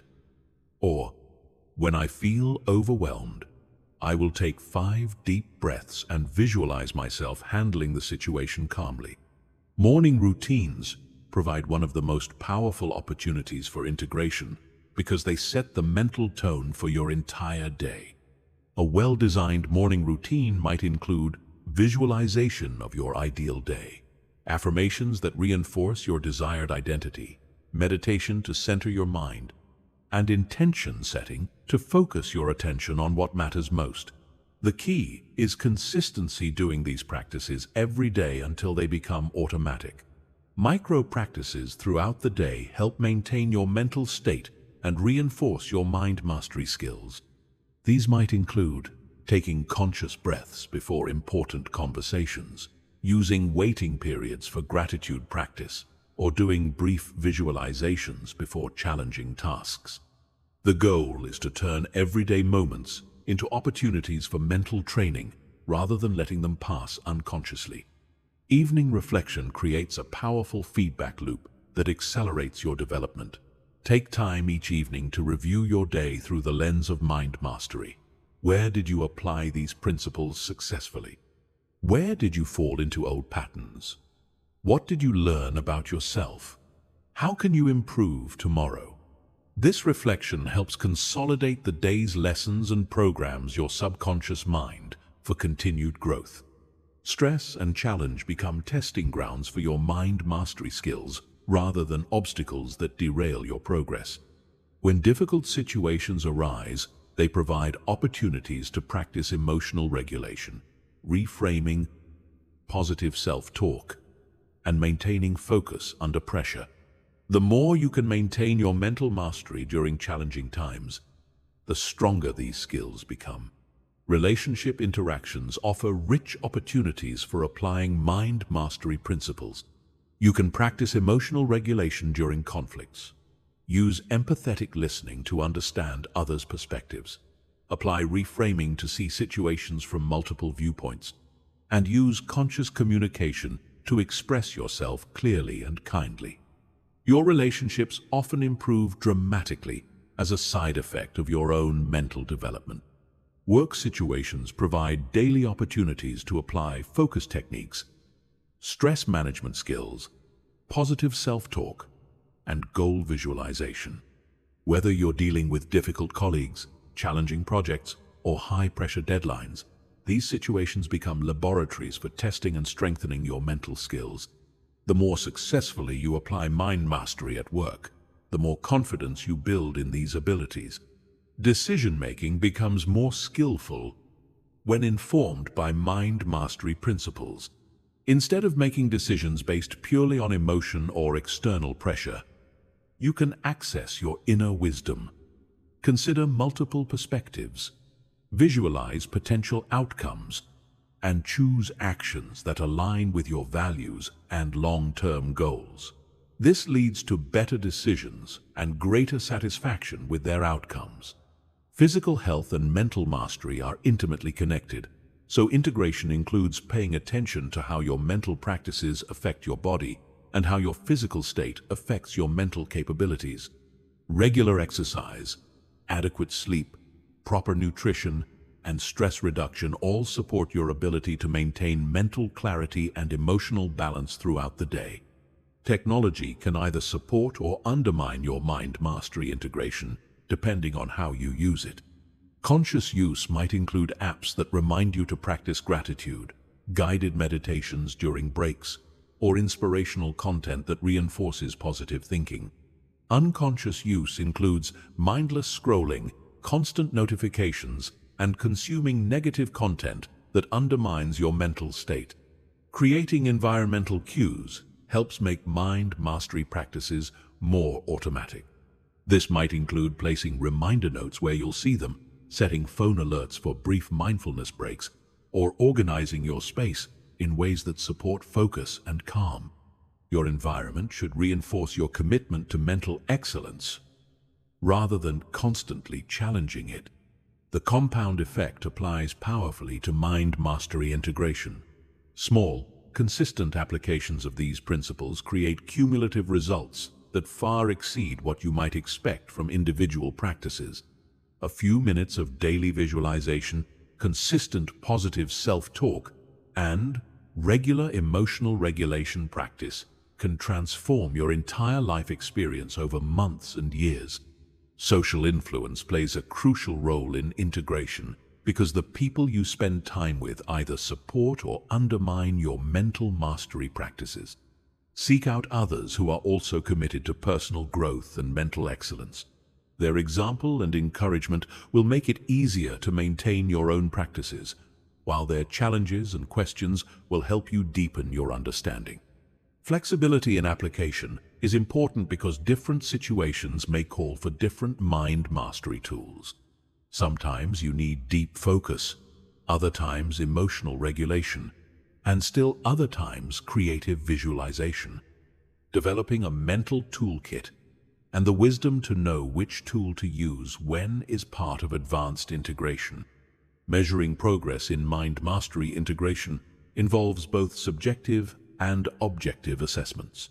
Subjectively, you might notice increased calm, greater confidence, improved relationships, or enhanced life satisfaction. Objectively, you might track specific behaviors, like how often you catch and reframe negative thoughts, how consistently you maintain morning routines, or how effectively you handle stress. The goal of integration is to reach a point where mind mastery becomes your natural way of being, rather than something you have to remember to do. When positive thinking, emotional regulation, clear focus, and conscious choice become your default responses to life, you've successfully integrated these practices into your identity. Integration also involves sharing your knowledge and experience with others, which deepens your own understanding while contributing to their growth.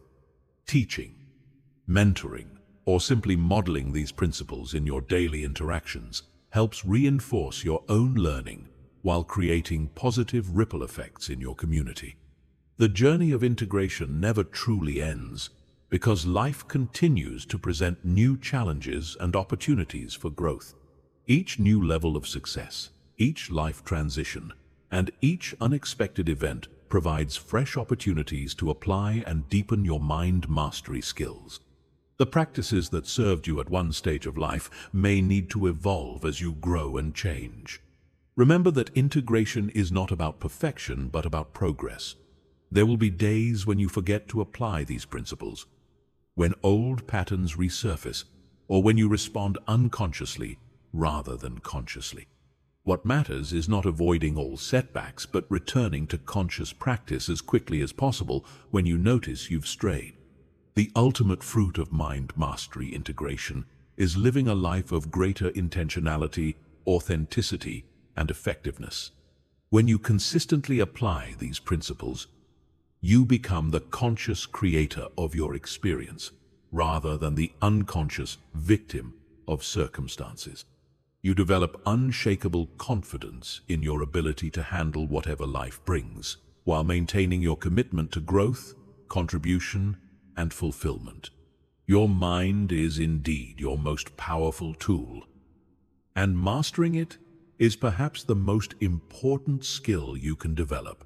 Through consistent application of these principles, you join the ranks of those who live from choice rather than chance, who create their reality rather than simply reacting to it, and who use the full power of their consciousness to create lives of meaning, impact, and joy.